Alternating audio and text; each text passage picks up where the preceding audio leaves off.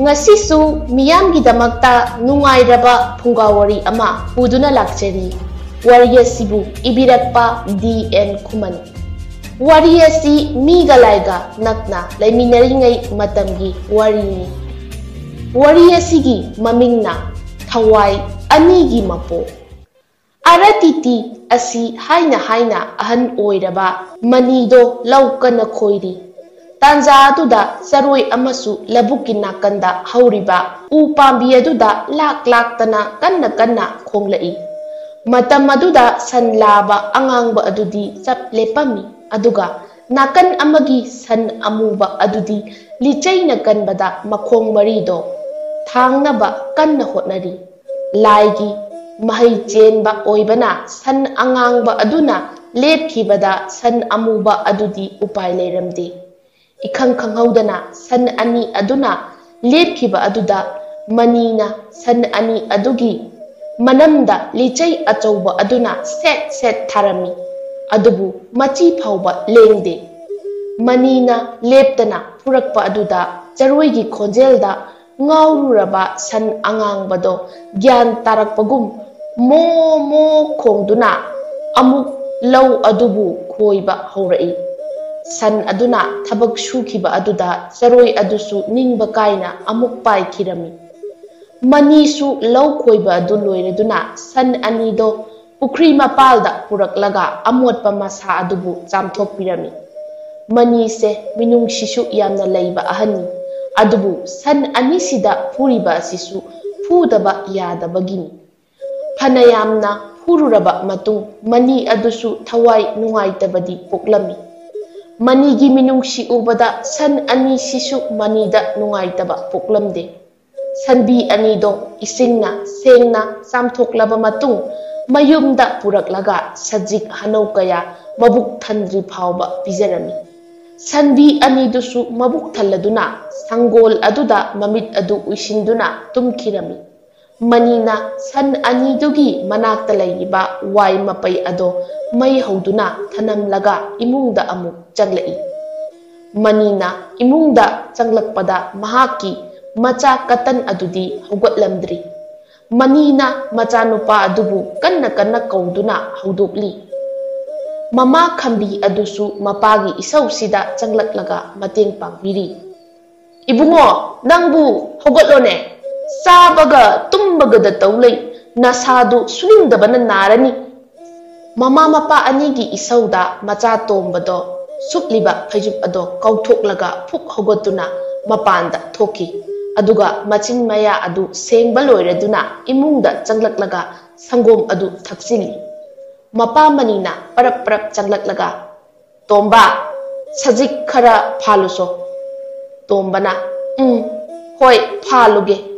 Asi hairaga tombadu phat hekta chatkirami tombado turel mapanda sajik kanna phali adubu sajik ado marang kaina leitabana koichat chatlaga phali asumna sajik kokthong pharaduna mayumda halaknaba hotnarami matam aduda bora adu pulliba thauri ado pat tatkirami o thauri sisu tatkrene aidi kamdawniya Ima ipanaga isau kan mane aise hingingdraban asi hairaga makhong adu tingthoklaga phami nungsa naga sagalakpane tanja aduda saroi adusu mina taningoi khangdaba makhai khonglakli tombana kharaga sauringai charoi adugi khonjelduna hena asawba haibado oirami tomba saroi adubu nung macha amana thomlami Matam aduda charoi adudi mafam adudagi kanna paikre. Kai uchik no khangdeba sa naga sabane wa naga wabane. Asi hayamlaga tomba sajik bora ado machin amuk punsillaga mayumda pukhirami. Nong masu manina san ani adubu lauda putharaklaga thabak kaya suri. Tanja aduda saroi ado amuk pairatuna khongba horaklami. Saroi adu handakti yamna nungsina khongjai matam aduda san angangba ado chap lepi saroi aduna san angangba aduda wa kaya hairi adubu pau phaunabadi ngamlamde san asisu saroi ase mahaki mamangi mapoki machai bema ꯊꯣꯏꯕꯤ ꯑꯗꯨꯅꯤ ꯍꯥꯏꯕꯗꯤ ꯈꯪꯂꯝꯃꯤ꯫ ꯑꯃꯔꯣꯝꯗ money ꯍꯥꯟꯅꯒꯨꯝ ꯁꯟ ꯑꯅꯤꯗꯨꯗ ꯂꯤꯆꯩ ꯊꯥꯔꯝꯃꯤ꯫ ꯑꯗꯨꯕꯨ ꯍꯟꯗꯛꯇꯤ ꯁꯟ ꯑꯃꯨꯕꯗꯣ ꯆꯩꯅꯥ ꯐꯪꯕꯅ ꯃꯣ ꯃꯣ ꯍꯥꯏꯅ ꯈꯣꯡꯂꯛꯏ꯫ ꯁꯟ ꯑꯉꯥꯡꯕ ꯑꯗꯨꯗꯤ ꯆꯔꯣꯏ ꯑꯗꯨꯕꯨ ꯎꯕꯗ ꯃꯃꯤꯠ ꯑꯅꯤ ꯑꯗꯣ ꯄꯤꯒꯤ ꯏꯔꯥ ꯁꯤꯟꯊꯔꯤ꯫ ꯆꯩ ꯃꯁꯤꯡ ꯈꯪꯗꯅ ꯐꯨꯔꯝꯃꯤ꯫ ꯑꯗꯨꯕꯨ ꯁꯟ ꯑꯉꯥꯡꯕꯁꯤꯗꯤ ꯃꯆꯤ ꯂꯦꯡꯗꯅ ꯂꯩꯈ꯭ꯔꯦ꯫ ꯆꯔꯣꯏ ꯑꯗꯨꯗꯤ ꯃꯊ꯭ꯋꯥꯏ ꯋꯥꯖꯔꯝꯃꯤ꯫ ꯃꯅꯤꯅ ꯁꯟ ꯑꯉꯥꯡꯕ ꯑꯗꯨꯗ ꯐꯨꯕ ꯑꯗꯨꯅ ꯆꯔꯣꯏ ꯑꯗꯨꯅ ꯁꯟ ꯑꯉꯥꯡꯕ ꯑꯗꯨꯒꯤ ꯃꯅꯥꯛꯇ ꯄꯥꯏꯊꯔꯛꯂꯒ ꯃꯅꯥꯛ ꯑꯗꯨꯗ ꯑꯃꯨꯛ ꯈꯣꯡꯂꯛꯏ꯫ ꯁꯟ ꯑꯁꯤꯅ ꯇꯨꯃꯤꯟꯅ ꯂꯩꯔꯤꯕ ꯑꯁꯤꯗꯤ ꯃꯃꯥꯡꯒꯤ ꯃꯄꯣꯛꯇ ꯊꯨꯡꯅꯕ ꯐꯪꯈꯤꯗ꯭ꯔꯕ ꯊꯃꯣꯏꯒꯤ ꯃꯄꯨ ꯑꯣꯏꯈꯤꯕꯤ ꯊꯣꯏꯕꯤꯒꯤ ꯃꯪꯂꯥꯟꯗ ꯇꯥꯎꯔꯨꯕꯒꯤꯅꯤ꯫ ꯆꯔꯣꯏ ꯑꯗꯨꯅ ꯃꯅꯥꯛꯇ ꯂꯦꯞꯄ ꯂꯩꯇꯅ ꯈꯣꯡꯂꯛꯄ ꯑꯗꯨꯗ ꯁꯟ ꯑꯉꯥꯡꯕ ꯑꯗꯣ ꯒ꯭ꯌꯥꯟ ꯂꯥꯛꯂꯝꯃꯤ꯫ ꯃꯅꯤꯁꯨ ꯁꯟ ꯑꯉꯥꯡꯕ ꯑꯁꯤꯅ ꯅꯤꯡꯉꯥꯏ ꯇꯧꯗꯨꯅ ꯂꯩꯈꯤꯕꯗꯒꯤ ꯎꯔꯨꯝ ꯑꯃꯗ ꯉꯥꯏꯍꯥꯛ ꯄꯣꯊꯥꯔꯝꯃꯤ꯫ ꯄꯣꯊꯥꯔꯤꯉꯩ ꯆꯔꯣꯏ ꯑꯗꯨꯅ ꯁꯟ ꯑꯉꯥꯡꯕꯒꯤ ꯃꯔꯦꯡꯕꯥꯟꯗ ꯇꯣꯡꯂꯝꯃꯤ꯫ ꯃꯇꯝ ꯑꯗꯨꯗ ꯁꯟ ꯑꯃꯗꯤ ꯆꯔꯣꯏ ꯍꯔꯥꯎꯕ ꯍꯥꯏꯕꯗꯣ ꯑꯣꯏꯔꯝꯃꯤ꯫ ꯆꯔꯣꯏ ꯑꯗꯨꯒꯤ ꯃꯆꯤꯟ ꯑꯇꯨꯝꯕ ꯑꯗꯨꯅ ꯁꯟ ꯑꯗꯨꯒꯤ ꯃꯁꯥꯗ ꯀꯛ ꯀꯛ ꯆꯤꯛꯂꯤ꯫ ꯁꯟ ꯑꯉꯥꯡꯕ ꯑꯗꯨꯁꯨ ꯃꯁꯥ ꯑꯗꯣ ꯌꯥꯝꯅ ꯍꯔꯥꯎꯔꯝꯃꯤ꯫ ꯍꯧꯈ꯭ꯔꯕ ꯊꯧꯗꯣꯛ ꯀꯌꯥ ꯅꯤꯡꯁꯤꯡꯕꯁꯨ ꯐꯥꯎꯔꯤ꯫ ꯆꯔꯣꯏ ꯑꯗꯨꯅ ꯁꯟ ꯑꯉꯥꯡꯕ ꯑꯗꯨꯗ ꯑꯁꯨꯝꯅ ꯍꯥꯏꯔꯝꯃꯤ: "ꯃꯄꯣꯛ ꯑꯃꯒꯤ ꯄꯥꯝꯃꯨꯕ, ꯍꯟꯗꯛꯀꯤ ꯃꯄꯣꯛ ꯑꯁꯤꯗꯁꯨ ꯅꯪ ꯑꯩꯁꯦ ꯑꯣꯟꯊꯣꯛꯄ ꯃꯄꯣꯛ ꯑꯃꯗ ꯄꯣꯛꯂꯝꯂꯦꯀꯣ꯫ ꯂꯥꯏ ꯅꯤꯡꯕ ꯑꯍꯟ ꯑꯗꯨꯅ ꯍꯥꯏꯔꯝꯈꯤꯕꯗꯣ ꯅꯍꯥꯛꯄꯨ ꯀꯥꯎꯔꯕ꯭ꯔꯥ, ꯅꯤꯡꯁꯤꯡꯗ꯭ꯔꯕ꯭ꯔꯥ? ꯑꯩꯅ ꯎꯆꯦꯛꯀꯤ ꯃꯄꯣꯛꯇ ꯄꯣꯛꯂꯛꯀꯅꯤ, ꯑꯗꯨꯒ ꯅꯍꯥꯛꯅ ꯁꯟꯒꯤ ꯃꯄꯣꯛꯇ ꯄꯣꯛꯂꯛꯀꯅꯤ ꯍꯥꯏꯈꯤꯕꯗꯣ, ꯑꯗꯨꯒ ꯅꯪ ꯑꯩꯁꯨ ꯃꯊꯪ ꯃꯄꯣꯛꯇ ꯊꯨꯡꯅꯒꯅꯤ ꯍꯥꯏꯈꯤꯕꯗꯣ ꯀꯥꯎꯔꯕ꯭ꯔꯣ ꯄꯥꯝꯃꯨꯕ ꯅꯍꯥꯛꯇꯤ?" ꯑꯁꯤ ꯍꯥꯏꯅ ꯍꯥꯏꯔꯒ ꯆꯔꯣꯏ ꯑꯗꯣ ꯀꯞꯆꯩ꯫ ꯃꯇꯝ ꯑꯁꯤꯗ ꯁꯟ ꯑꯉꯥꯡꯕ ꯑꯗꯨꯁꯨ ꯋꯥꯈꯜ ꯑꯃ ꯐꯥꯎꯖꯔꯛꯏ꯫ ꯅꯣꯡꯃ ꯃꯃꯥꯡꯒꯤ ꯃꯄꯣꯛ ꯑꯃꯗ ꯊꯣꯛꯈꯤꯕ ꯊꯧꯗꯣꯛ ꯈꯔꯅꯤ꯫ ꯁꯟ ꯑꯁꯦ ꯃꯃꯥꯡꯒꯤ ꯃꯄꯣꯛꯇ ꯂꯥꯏꯔꯕ ꯃꯆꯥ ꯑꯃ ꯑꯣꯏꯅ ꯄꯣꯛꯈꯤ꯫ ꯃꯃꯤꯡꯗꯤ ꯌꯥꯡꯕ ꯍꯥꯏꯅ ꯀꯧꯔꯝꯃꯤ꯫ ꯃꯇꯝ ꯑꯗꯨꯗ ꯃꯍꯥꯛꯀꯤ ꯈꯨꯜ ꯑꯗꯨꯗ ꯂꯩꯔꯤꯕ ꯁꯥ ꯁꯟ ꯃꯌꯥꯝꯗꯣ ꯁꯦꯟꯅꯕꯒꯤ ꯊꯕꯛ ꯁꯨꯔꯝꯃꯤ꯫ ꯃꯍꯥꯛꯅ ꯅꯣꯡꯃ ꯁꯟ ꯃꯌꯥꯝ ꯑꯃ ꯂꯝꯍꯥꯡ ꯑꯃꯗ ꯄꯨꯊꯔꯛꯂꯒ ꯁꯖꯤꯛ ꯍꯅꯧꯁꯤꯡ ꯑꯗꯨ ꯄꯤꯖꯔꯝꯃꯤ꯫ ꯃꯍꯥꯛꯅ ꯁꯟꯒꯤ ꯁꯖꯤꯛ ꯄꯤꯖꯔꯤꯉꯩ ꯂꯩꯕꯥꯛ ꯑꯗꯨꯒꯤ ꯃꯆꯥꯏꯕꯦꯝꯃ ꯊꯣꯏꯕꯤ ꯂꯥꯛꯇꯨꯅ ꯌꯥꯡꯕꯗ ꯂꯛꯅꯔꯛꯈꯤꯕꯗꯣ꯫ ꯃꯆꯥꯏꯕꯦꯝꯃ ꯊꯣꯏꯕꯤꯅ ꯌꯥꯡꯕꯗ "ꯍꯣ ꯄꯥꯝꯃꯨꯕꯣ, ꯌꯦꯡꯂꯨ ꯌꯦꯡꯂꯨ ꯈꯨꯗꯤꯡ ꯑꯋꯥꯠꯄ ꯂꯩꯇ꯭ꯔꯕ ꯂꯥꯏꯔꯦꯝꯕꯒ ꯆꯥꯡꯗꯝꯅꯕꯗ ꯂꯥꯏꯔꯦꯝꯕ ꯑꯣꯏꯅ ꯃꯥꯏꯊꯤꯒꯗꯕ ꯅꯤꯡꯊꯤꯔꯕ ꯅꯍꯥꯛꯄꯨ ꯃꯐꯝ ꯀꯗꯥꯏꯗꯒꯤꯅꯣ, ꯀꯔꯤ ꯃꯤꯡ ꯀꯧꯕꯒꯦ?" ꯃꯆꯥ ꯏꯕꯦꯝꯃ ꯊꯣꯏꯕꯤꯅ ꯍꯥꯏꯔꯛꯂꯤꯕꯗꯣ ꯌꯥꯡꯕꯁꯨ ꯇꯥꯔꯗꯨꯅ ꯄꯥꯎꯈꯨꯝ ꯄꯤꯔꯛꯏ: "ꯆꯤꯡ ꯂꯦꯝꯂꯕꯤ ꯁꯛꯍꯦꯟꯕꯤ ꯃꯆꯥꯏꯕꯦꯝꯃ, ꯅꯅꯥꯏ ꯑꯩꯍꯥꯛ ꯃꯐꯝ ꯑꯁꯤꯗꯒꯤ ꯈꯔ ꯆꯠꯂꯒ ꯂꯩꯕ ꯈꯨꯜ ꯑꯁꯤꯗꯒꯤꯅꯤ꯫ ꯏꯃꯤꯡꯅ ꯌꯥꯡꯕ ꯍꯥꯏꯅ ꯀꯧꯖꯩ ꯃꯆꯥꯏꯕꯦꯝꯃ." ꯃꯆꯥꯏꯕꯦꯝꯃ ꯊꯣꯏꯕꯤꯗꯣ ꯌꯥꯡꯕꯒꯤ ꯅꯨꯡꯁꯤꯔꯕ ꯈꯣꯟꯖꯦꯜ ꯑꯗꯨꯅ ꯃꯅꯥꯛꯇ ꯆꯤꯡꯁꯤꯟꯕꯒꯨꯝ ꯐꯥꯎꯈ꯭ꯔꯦ꯫ ꯌꯥꯡꯕꯒꯤ ꯃꯅꯥꯛꯇ ꯃꯆꯥꯏꯕꯦꯝꯃ ꯊꯣꯏꯕꯤ ꯄ꯭ꯔꯞ ꯄ꯭ꯔꯞ ꯆꯪꯁꯤꯜꯂꯛꯏ꯫ ꯃꯆꯥꯏꯕꯦꯝꯃ ꯊꯣꯏꯕꯤꯒꯤ ꯃꯇꯧ ꯑꯗꯨ ꯎꯕꯗ ꯃꯇꯥꯔꯣꯏꯁꯤꯡꯗꯤ ꯄꯨꯡꯉꯛ ꯉꯛꯈ꯭ꯔꯤ ꯑꯃꯁꯨꯡ ꯀꯤꯕꯁꯨ ꯐꯥꯎꯔꯤ꯫ ꯃꯄꯥ ꯏꯕꯨꯡꯉꯣꯒꯤ ꯈꯜꯂꯒ ꯃꯆꯥꯏꯕꯦꯝꯃ ꯊꯣꯏꯕꯤꯅ ꯌꯥꯡꯕꯒꯤ ꯃꯅꯥꯛꯇ ꯂꯦꯞꯇꯨꯅ ꯁꯖꯤ ꯃꯤꯁꯅ ꯑꯅꯤꯗꯨꯅ ꯌꯦꯡꯕꯗ ꯂꯣꯟꯅ ꯂꯣꯟꯅ ꯃꯤꯆꯤꯒꯤ ꯇꯦꯟ ꯀꯥꯞꯁꯤꯜꯂꯤ꯫ ꯌꯥꯡꯕꯗꯤ ꯑꯗꯨꯝꯅꯒ ꯃꯁꯛ ꯐꯖꯕꯤ ꯅꯨꯄꯤꯅ ꯃꯤꯆꯤ ꯈꯠꯂꯛꯄ ꯑꯗꯨꯗ ꯊꯣꯏꯕꯤꯗ ꯉꯥꯎꯈ꯭ꯔꯦ꯫ ꯂꯥꯏꯔꯕ ꯃꯆꯥꯅꯤ, ꯑꯇꯣꯟꯕ ꯖꯥꯇꯤꯅꯤ ꯍꯥꯏꯕꯁꯦ ꯀꯥꯎꯊꯣꯛꯂꯨꯔꯦ꯫ ꯃꯆꯥꯏꯕꯦꯝꯃ ꯊꯣꯏꯕꯤꯒꯤ ꯅꯨꯡꯁꯤꯒꯤ ꯇꯦꯟꯅ ꯂꯥꯏꯔꯕ ꯃꯆꯥ ꯌꯥꯡꯕꯒꯤ ꯊꯃꯣꯏꯗ ꯊꯨꯝꯅ ꯄꯥꯟꯈ꯭ꯔꯦꯗꯣ꯫ ꯄꯥꯈꯪ ꯂꯩꯁꯥ ꯑꯅꯤꯒꯤ ꯃꯇꯧ ꯎꯕꯗ ꯇꯥꯏꯕꯪ ꯁꯦꯝꯕ ꯃꯄꯨ ꯐꯥꯎꯕ ꯂꯣꯠꯂꯝꯒꯅꯤ ꯍꯥꯏꯅ ꯈꯜꯂꯤ꯫ ꯉꯥꯏꯍꯥꯛ ꯃꯤꯠꯀ ꯃꯤꯠꯀ ꯃꯤꯠꯆꯥꯟꯅꯔꯕ ꯃꯇꯨꯡ ꯌꯥꯡꯕ ꯃꯪꯂꯥꯛꯅꯔꯨꯔꯕ ꯑꯃꯒꯨꯝ ꯋꯥꯈꯜ ꯇꯥꯔꯛꯈꯤ꯫ ꯊꯥꯖꯒꯨꯝꯕꯤ ꯃꯥꯏꯊꯣꯡꯗ ꯃꯤꯠ ꯀꯨꯞꯇ ꯌꯦꯡꯂꯝꯕ ꯌꯥꯡꯕꯗꯣ ꯍꯧꯖꯤꯛꯇꯤ ꯑꯃꯨꯛ ꯃꯃꯥꯏꯗꯣ ꯂꯨꯞꯊꯈ꯭ꯔꯦ꯫ ꯌꯥꯡꯕꯅ ꯌꯦꯡꯂꯛꯇ꯭ꯔꯕ ꯑꯗꯨꯗ ꯅꯨꯖꯥ ꯑꯣꯏꯕꯤ ꯃꯍꯥꯛꯇꯤ ꯄꯦꯟꯗ꯭ꯔꯗꯨꯅ ꯊꯃꯣꯏꯗ ꯅꯤꯟꯗꯥ ꯇꯧꯔꯝꯃꯤ꯫ ꯅꯨꯖꯥ ꯃꯍꯥꯛꯀꯤ ꯊꯃꯣꯏꯗ ꯄꯥꯈꯪ ꯃꯍꯥꯛꯀꯤ ꯅꯨꯡꯁꯤꯕ ꯄꯤꯌꯨ ꯍꯥꯏꯕꯒꯤ ꯃꯑꯣꯡꯗ ꯃꯆꯥ ꯏꯕꯦꯝꯃ ꯊꯣꯏꯕꯤꯅ ꯍꯥꯏꯔꯛꯏ: Pakhang oiba pamuba nahaki saktamda luplaba thamoisigi paukum amatangdi pibiyu. Ikaiba haiba pankhai ado landuna warakpa ngamdrabi chinbansidagi nahakpu nungsi hairiye paukum amatangdi pibiyu. Mahaki wahai adu tabada yangbadi apenba haibado oirami. Yangbagi machindagisu ayaba pirami. Macaibe mabu aigi oiba phangzabadi mapokchigi awaba ukpibani. Nahaki wahang adugi paukum oina ainasu nahakpu nungsiye. Matam amagi khongchati lepa leitabana mikup aduda amuk kaidana macaibe mathoibi sana konung maikei pangki. Mahakna chatkrabada ningdu yaibi macaibe magi samlang adubu yengduna nungaiba ipak amada taubagum taukirami. Matam kayaga tung inaduna leptana chatliba numitki khongjelsu panthungpham yaukibagum ngangaranaba machu kaya fudorakli. Yangbasu mahakna senariba san mayam adu hoiduna mayum pangkirami. Macaibe ma thoibigi mapa ningthau ase achau aram pamba ningthau amani. Lairaba tola taraba singbuna marup oiningdaba ningthauni. Macha ningol aduna khara thengna hanjilakpa aduda mapa ibungona ngai ko hairami. Matam aduda mapa ningthauna ipagi ibema nahakpu mafam kaida chatlubano asuk thengna halaklibadi ipana saugadauba ikaiba nangadaba thabak taurakpadi yaroiko. Nahak ase ipagidi amakak yaujabini. Isana ipagi apambase khangna chatkadabani. Asi hairamlaga mapa ningthau mahaki pothafamda changduna famduna laikre. Macaibe ma thoibisu mahaki kada changlaktuna yangbagi wakhal khanduna hipli. Aina khaliba asibu chumlibra. Icham samjaba lairaba pakhang adubu karigi asum pamluribanu. Karigumba ipaning thauna khangkrabadi mahak kari oigani aduga aina kamdauba. Phana oidunasu machaigi apambada yetkadaba ipani. Aduga lairaba mahaki punsi adu ipana khanglakpa mikupta ipaning thauna mahakpu awaphamda tahankigadra. Wakhal mayam asina thoibi pothafam khanglamde. Adubu nonganbaga mahakpu unarurage hainadi khanjari. Amaromda yangba ngasidi kayada wakhal nungaina lakliba.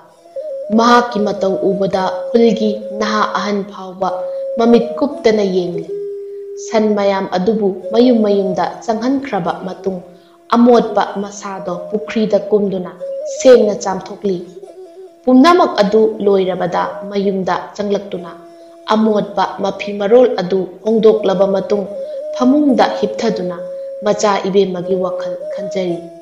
Karino aigi icha sibo nahan khaidi thabak halakpaga sak loirabara haina hek hanglambani.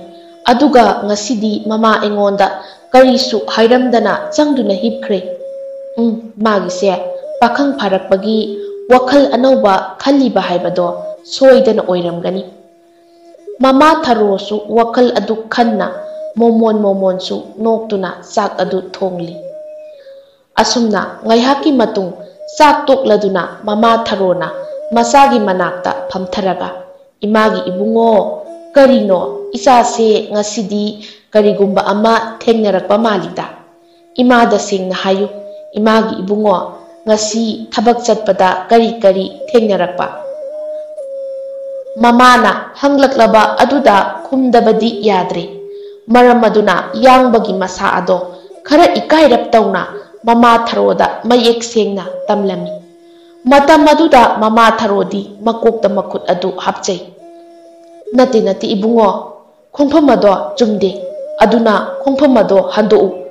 Atopa icham chamba nupisu nati leibak asigi macaibi mabu nahakka kaidonungda sangdamnaba yaroiko.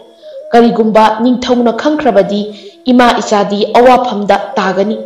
Ima ichana hawba hawtaba chaduna harauna laiminariba ase khangu thakta mangkhinaba singanuko imagi ibungo. Mamana hairibado yangbasu yanini.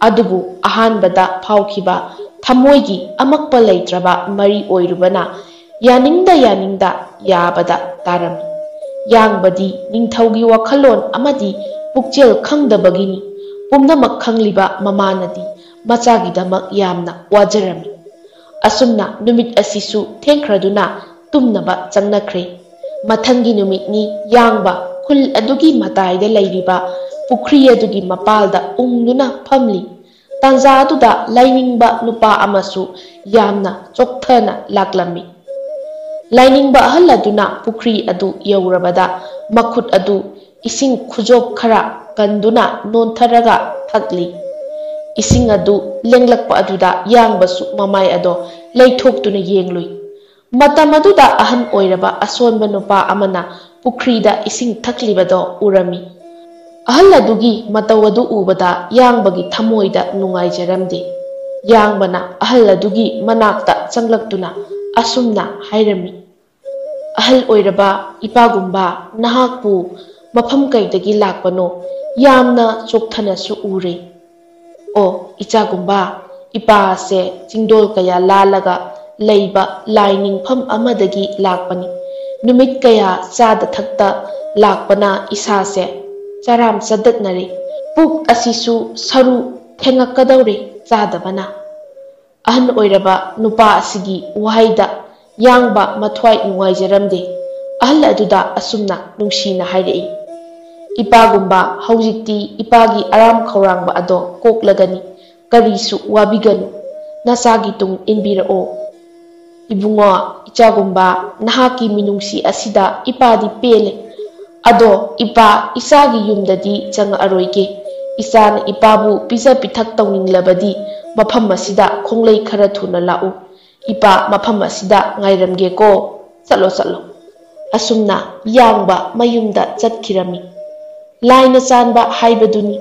ꯃꯍꯥꯛꯅ ꯃꯌꯨꯝ ꯆꯪꯉꯨꯕꯗ ꯆꯥꯛ ꯊꯤꯗꯨꯅ ꯊꯅꯝꯂꯦ꯫ ꯑꯗꯨꯒ ꯃꯃꯥꯗꯤ ꯊꯕꯛ ꯑꯃ ꯆꯠꯈꯤꯔꯝꯃꯤ꯫ ꯆꯥꯛ ꯑꯗꯨ ꯄꯨꯔꯒ ꯑꯍꯟ ꯑꯣꯏꯔꯕ ꯂꯥꯏꯅꯤꯡꯕ ꯅꯨꯄꯥ ꯑꯗꯨꯗ ꯄꯤꯔꯝꯃꯤ꯫ ꯂꯥꯏꯅꯤꯡꯕ ꯑꯍꯜ ꯑꯗꯨꯁꯨ ꯆꯥꯛ ꯑꯦꯟꯁꯥꯡ ꯃꯊꯦꯜꯁꯤꯡꯗꯣ ꯍꯥꯎꯅ ꯆꯥꯔꯤ꯫ ꯄꯨꯝꯅꯃꯛ ꯂꯣꯏꯔꯕꯗ ꯅꯨꯄꯥ ꯑꯗꯨꯅ ꯌꯦꯡꯕꯗ ꯋꯥꯐꯝ ꯈꯔ ꯍꯥꯏꯔꯝꯃꯤ꯫ "ꯏꯆꯥꯅꯨꯄꯥ, ꯅꯍꯥꯛꯄꯨ ꯀꯔꯤ ꯃꯤꯡ ꯀꯧꯕꯒꯦ"?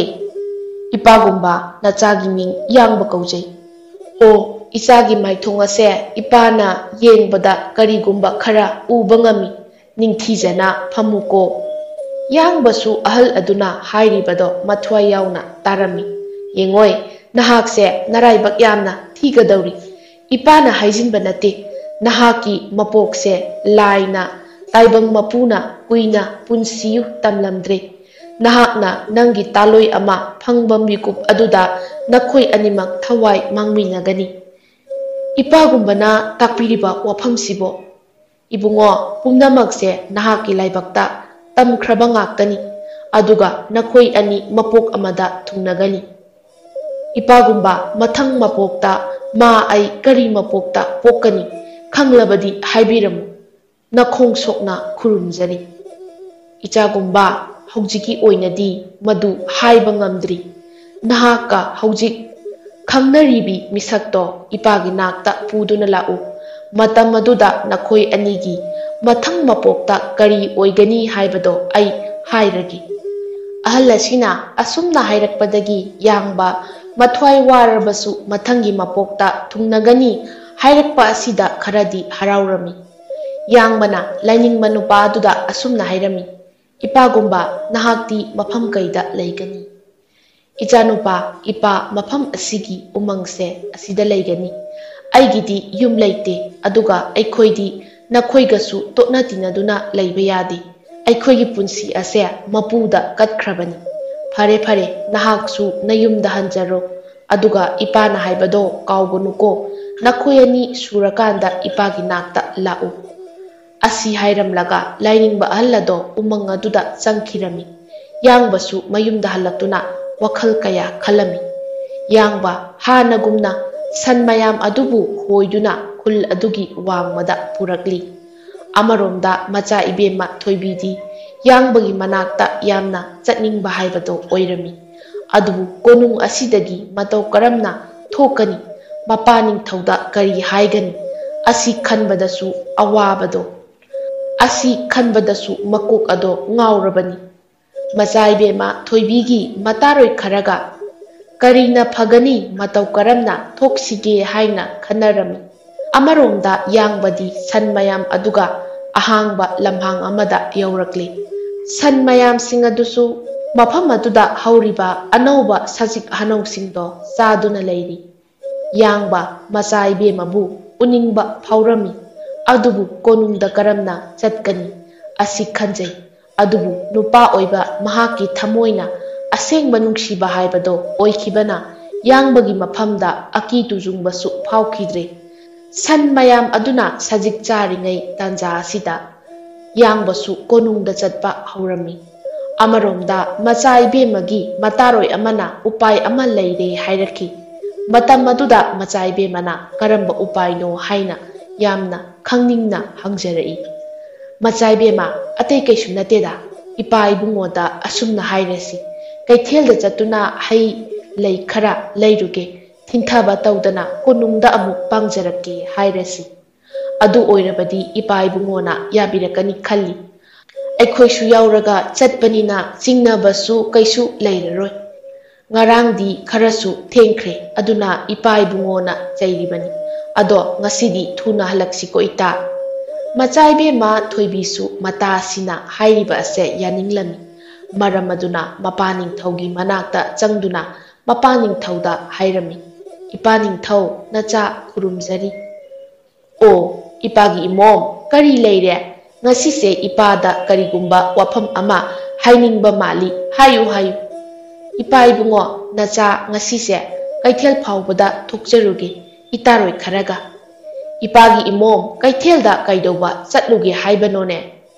ꯏꯄꯥ ꯏꯕꯨꯡꯉꯣ, ꯀꯩꯊꯦꯜꯗ ꯌꯣꯜꯂꯤꯕ ꯍꯩ ꯂꯩ ꯈꯔ ꯌꯦꯡꯂꯨꯒꯦ ꯇꯧꯕꯅꯤ꯫ ꯀꯣꯅꯨꯡ ꯑꯁꯤꯗ ꯑꯁꯨꯝ ꯂꯩꯕꯁꯦ ꯋꯥꯈꯜ ꯌꯥꯝꯅ ꯋꯥꯁꯤꯜꯂꯛꯏ꯫ ꯏꯄꯥꯒꯤ ꯃꯥꯏ ꯆꯣꯞꯅꯕ ꯅꯃꯣꯝꯅ ꯇꯧꯖꯔꯣꯏꯌꯦ꯫ ꯃꯄꯥꯅꯤꯡꯊꯧ ꯑꯗꯨꯁꯨ ꯃꯆꯥꯒꯤ ꯋꯥꯍꯩ ꯑꯁꯤꯗ ꯊꯥꯖꯔꯗꯨꯅ ꯍꯔꯥꯎꯅ ꯌꯥꯔꯝꯃꯤ꯫ ꯃꯄꯥꯅ ꯌꯥꯕꯤꯔꯛꯄ ꯑꯁꯤꯗ ꯊꯣꯏꯕꯤꯁꯨ ꯌꯥꯝꯅ ꯍꯔꯥꯎꯕ ꯍꯥꯏꯕꯗꯣ ꯑꯣꯏꯔꯝꯃꯤ꯫ ꯑꯁꯨꯝꯅ ꯃꯇꯥ ꯈꯔꯒ ꯇꯧꯗꯨꯅ ꯃꯆꯥꯏꯕꯦꯝꯃ ꯀꯣꯅꯨꯡꯗꯒꯤ ꯊꯣꯛꯂꯛꯂꯤ꯫ ꯑꯃꯔꯣꯝꯗ ꯌꯥꯡꯕꯁꯨ ꯀꯣꯅꯨꯡ ꯌꯧꯔꯛꯀꯗꯧꯔꯤ꯫ ꯌꯥꯡꯕꯅ ꯃꯐꯝ ꯑꯗꯨꯗ ꯂꯩꯔꯤꯕ ꯂꯩꯔꯛ ꯈꯨꯜꯂꯛ ꯀꯌꯥ ꯑꯗꯨ ꯌꯦꯡꯗꯨꯅ ꯂꯥꯛꯂꯤꯉꯩ ꯃꯇꯝ ꯑꯗꯨꯗ ꯑꯔꯥꯞꯄꯗ ꯅꯨꯄꯤ ꯈꯔ ꯂꯥꯛꯂꯤꯕ ꯑꯗꯨꯁꯨ ꯎꯔꯝꯃꯤ꯫ ꯌꯥꯡꯕꯗꯤ ꯃꯆꯥꯏꯕꯦꯝꯃꯅꯤ ꯍꯥꯏꯕ ꯈꯪꯗ꯭ꯔꯤ꯫ ꯃꯆꯥꯏꯕꯦꯝꯃ ꯊꯣꯏꯕꯤꯁꯨ ꯀꯣꯅꯨꯡꯗ ꯍꯜꯂꯛꯄ ꯊꯦꯡꯂꯅꯤ ꯄꯥꯈꯠꯅ ꯃꯈꯣꯡ ꯑꯅꯤ ꯑꯗꯣ ꯀꯟꯅ ꯀꯟꯅ ꯊꯥꯡꯗꯨꯅ ꯆꯠꯂꯤ꯫ ꯃꯇꯥꯔꯣꯏꯁꯤꯡ ꯑꯗꯨꯗꯤ ꯋꯥꯔꯕꯅꯤ꯫ ꯑꯗꯨꯕꯨ ꯊꯣꯏꯕꯤꯗꯤ ꯌꯥꯡꯕꯒꯤ ꯃꯅꯥꯛ ꯌꯧꯅꯤꯡꯕꯅ ꯑꯋꯥꯕꯒ ꯈꯪꯈꯤꯗ꯭ꯔꯦ꯫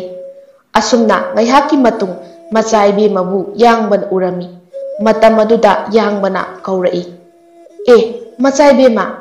ꯃꯆꯥꯏꯕꯦꯝꯃꯅ ꯅꯣꯡꯃꯈꯛ ꯌꯥꯡꯕꯒꯤ ꯈꯣꯟꯖꯦꯜ ꯇꯥꯈꯤꯕ ꯃꯤꯀꯨꯞꯇꯨꯗꯒꯤ ꯊꯃꯣꯏꯒꯤ ꯀꯥꯈꯟ ꯑꯃꯗ ꯂꯥꯠꯇꯨꯅ ꯊꯝꯈꯤꯕꯅ ꯀꯧꯔꯛꯂꯤꯕ ꯅꯨꯄꯥꯒꯤ ꯈꯣꯟꯖꯦꯜꯁꯦ ꯌꯥꯡꯕꯅꯤ ꯍꯥꯏꯕ ꯈꯪꯈꯤ꯫ ꯃꯃꯥꯏ ꯑꯗꯨ ꯀꯧꯔꯛꯂꯤꯕ ꯃꯥꯏꯀꯩ ꯑꯗꯣꯝꯗ ꯂꯩꯊꯣꯛꯇꯨꯅ ꯌꯦꯡꯂꯛꯏ꯫ ꯃꯇꯝ ꯑꯗꯨꯗ ꯊꯃꯣꯏꯒꯤ ꯃꯄꯨ ꯑꯣꯏꯍꯟꯅꯤꯡꯂꯤꯕ ꯌꯥꯡꯕ ꯑꯣꯏꯔꯝꯕ ꯑꯗꯨꯗ ꯃꯥꯒꯤ ꯃꯅꯥꯛꯇ ꯀꯟꯅ ꯆꯦꯟꯁꯤꯜꯂꯛꯇꯨꯅ ꯊꯃꯣꯏ ꯄꯦꯟꯅ ꯆꯦꯠꯅ ꯀꯣꯟꯁꯤꯟꯖꯔꯝꯃꯤ꯫ ꯃꯈꯣꯏ ꯑꯅꯤꯒꯤ ꯃꯇꯧ ꯎꯕꯗ ꯂꯤꯔꯤ ꯂꯤꯔꯤ ꯁꯤꯠꯂꯝꯕ ꯑꯏꯪꯕ ꯃꯂꯪ ꯃꯍꯥꯛꯁꯨ ꯃꯤꯀꯨꯞꯇꯨꯗ ꯆꯞ ꯂꯦꯞꯈꯤꯔꯝꯃꯤ꯫ ꯄꯥꯈꯪ ꯂꯩꯁꯥ ꯑꯅꯤꯗꯣ ꯋꯥꯗꯤ ꯉꯥꯡꯅꯗ ꯅꯨꯡꯁꯤꯕꯒꯤ ꯃꯌꯥꯏꯅ ꯍꯦꯟꯈꯤꯕꯅ ꯉꯥꯏꯍꯥꯛꯇꯤ ꯌꯥꯡꯕꯒꯤ ꯃꯊꯥꯅꯨꯡꯗ ꯃꯆꯥ ꯏꯕꯦꯝꯃꯗꯤ ꯋꯥꯔꯨꯔꯕ ꯃꯤꯁꯛ ꯑꯃꯒꯨꯝ ꯄꯣꯊꯥꯖꯔꯤ꯫ ꯃꯈꯣꯏ ꯑꯅꯤꯒꯤ ꯑꯆꯤꯛꯄ ꯑꯗꯨꯕꯨ ꯈꯪꯍꯧꯗꯕ ꯈꯣꯟꯖꯦꯜ ꯑꯃꯗ ꯊꯨꯒꯥꯏꯔꯛꯏ꯫ ꯃꯇꯝ ꯑꯗꯨꯗ ꯊꯣꯏꯕꯤ ꯑꯗꯣ ꯏꯀꯥꯏꯔꯝꯃꯤ꯫ ꯃꯇꯥ ꯑꯃꯅ, ꯃꯆꯥꯏꯕꯦꯝꯃ, ꯃꯐꯝ ꯑꯁꯦ ꯂꯝꯕꯤꯅꯤ, ꯑꯗꯨꯒꯤꯁꯨ ꯃꯊꯛꯇ ꯀꯣꯅꯨꯡ ꯃꯌꯥꯅꯤ꯫ ꯃꯐꯝ ꯑꯁꯤꯒꯤ ꯃꯤꯆꯝ ꯑꯃꯅ ꯎꯈ꯭ꯔꯕꯗꯤ ꯏꯄꯥꯅꯤꯡꯊꯧꯗ ꯇꯝꯂꯨꯈꯤꯅꯤ꯫ ꯑꯩꯈꯣꯏ ꯑꯋꯥꯐꯝꯗ ꯇꯥꯒꯅꯤ꯫ ꯃꯐꯝ ꯆꯥꯕ ꯑꯃ ꯌꯦꯡꯗꯨꯅ ꯆꯠꯂꯁꯤ꯫ ꯃꯆꯥꯏꯕꯦꯝꯃ ꯊꯣꯏꯕꯤꯁꯨ ꯃꯇꯥꯔꯣꯏ ꯑꯗꯨꯅ ꯍꯥꯏꯔꯤꯕꯗꯨꯗ ꯌꯥꯔꯝꯃꯤ꯫ ꯑꯗꯨꯗꯤ ꯏꯇꯥ, ꯅꯈꯣꯏ ꯃꯐꯝ ꯑꯁ꯭ꯋꯥꯏꯗ ꯉꯥꯏꯍꯥꯛꯇꯪ ꯉꯥꯏꯕꯤꯔꯝꯃꯨ꯫ ꯑꯁꯤ ꯍꯥꯏꯔꯒ ꯌꯥꯡꯕꯒꯤ ꯈꯨꯗꯥꯡ ꯑꯗꯨ ꯄꯥꯏꯗꯨꯅ ꯃꯐꯝ ꯑꯗꯨꯗꯒꯤ ꯈꯔ ꯆꯠꯂꯒ ꯂꯩꯔꯤꯕ ꯑꯆꯤꯛꯄ ꯃꯐꯝ ꯑꯃꯗ ꯐꯝꯃꯤꯟꯅꯗꯨꯅ ꯅꯨꯡꯁꯤ ꯋꯥꯔꯤ ꯆꯤꯂꯣꯛꯅꯔꯤ꯫ ꯊꯃꯣꯏ ꯁꯦꯡꯕ ꯅꯨꯡꯁꯤꯕ ꯑꯣꯏꯈꯤꯕꯅ ꯃꯇꯝ ꯑꯗꯨꯁꯨ ꯆꯦꯟꯊꯔꯛꯂꯤꯕ ꯇꯨꯔꯦꯜꯒꯤ ꯏꯆꯦꯜ ꯑꯃꯒꯨꯝ ꯌꯥꯡꯅ ꯆꯦꯟꯈꯤꯕꯅ ꯃꯇꯝ ꯑꯗꯨ ꯊꯦꯡꯖꯤꯜꯂꯛꯂꯦ꯫ ꯑꯗꯨꯕꯨ ꯃꯆꯥꯏꯕꯦꯝꯃ ꯊꯣꯏꯕꯤꯗꯤ ꯄꯥꯝꯃꯨꯕ ꯃꯍꯥꯛꯀꯤ manaktagi khongkap maka ama phawba thangdokningdaba haibado oikre. Tanja aduda mataroi amana thoibibu kanna kauri. Matam aduda machaibe masu taraduna mafam adudagi makhoi ani ado thoglai. Aduga mataroising aduda nakhoi konungda hankro hairami. Adubu mataroising adudi machaibe mayaudana konungda karamna hangani hairami. Matam aduda machaibe mana itasing nakhoi awaba tagani haibagi pakhatpa laiganu. Ipaning thawna aibu hanglakpa mikupta asumna khumbiyuko ita. Masaibe maga kaithelda hailei makhal kayado yenglingai masaibe ma aikhoibu ngaihaktang mafamsida leiramu hairamki. Aduga masaibe madi nakhoigi nakta halakhidre haina hayuko ita. Aduga ipaning thawda aiga nupasiga chatkre haina tamlabadi soidana ai amadi mahak awafamda tagani. Fare ita nakhoi hankro aisu pamuba mahaki makada tangzabi uri oirage. Asi haina machaibe mana haibadagi matasing adusu mafam adu thadoklaga sana konung maikei pangkhri. Yangba amadi machaibe mathoibisu yangbagi matung induna laira sangai pangkhirami. Nuja oibi mahaksu awaba haibado amata yauda pamjaba mahaki khongloi tung injari. Asumna lakpana san mayam sajik pijaramliba mafam adu yauduna ngaihak amuk potharami. Matam kauba mahakti lepa laita haukhibana numit tari tari taurakle. Ngalingai matamda chekla kayasu koina paiduna saktaramba kayasu mayum mayum pangnakre. Yangba amadi thoibisu amuk laira sangai pangkre. Amaromda matasing adusu konung yaurami. Adubu ningthaugi manakta changduna kari wahai haigani makhoibu dandi pigadra khallubada sangba phawba ngamkhidre. Adubu haidaba tamdabadi yadabanina makhoising ado ningthaugi manakta changlaknami. Ningthauna masagi mataroising changlakpa matam aduda mamom thoibidi yawba uramde. Ipa ningthau nanai aikhoi khurumjari. Matam aduda ningthau aduna hoi mai haidana masanupi yauraktriba karigino haiduna hanglai. Maduda matasing adusu kibadi kirabani. Adubu haidabadi yadaba oibana hairaklami. Masaibe ma thoibina mapaning thauda hayu tamu hairakiba wafam adumak matasing aduna tamlami. Matam aduda mapaning thau mana paiba yakhidre. Asawba haibado oikre. Achacha kari haiba nakhoibu ma senabagi ma ngaknabagi natro konung sida thamlibase nakhoina cheksinna senadabagini. Asi haiduna yamna saurami. Aduga ningthawado mapanda thokiduna manaising aduda machabu phangdri phawba thirau hairami. Ningthaugi yathang aduda manaising adu panthaba tawdana mamom thoibibu thiba chatnakre. Lanmi mayam aduna chaithoklaga macha ibema thoibi thiba honakre. Amaromda thoibi amadi yangbasu yangbagi laira sangai yaurakle. Matam aduda mama aduna machaga loinaduna lakliba nupi adubu munna yinglami. Thoibigi ayingba khonjelda ima haina kaujarai. Matam aduda yangbagi mama aduna thoibibu konsinbirami. Thoibigi monghada samna phajaba saktam adu ubada nungsibasu phawrami. Mama tharona machanupada nupi asibu kanagi machano hanglami. Setliba fijet adubu ubadadi mama tharonasu nupi ase achambadi oireroi khangi. Machanupana mamada ima mahakse yum asigi imagi mamau oina pujaraklabani. Mamingna thoibi kaubani. Laibak asigi ningthaugi machanupi aduni. Mama tharodi machana hairakliba wahai adu tabada humang kangba makai pakhatpa haibado oirami. Adubu karamna amuk konungda thilugani. Adugisu mathakta machana pamjana puraklabani. Mamana macha mamaugi mamangda nungaitaba saktam ado utpa pamdraduna nokphek tawduna hairai.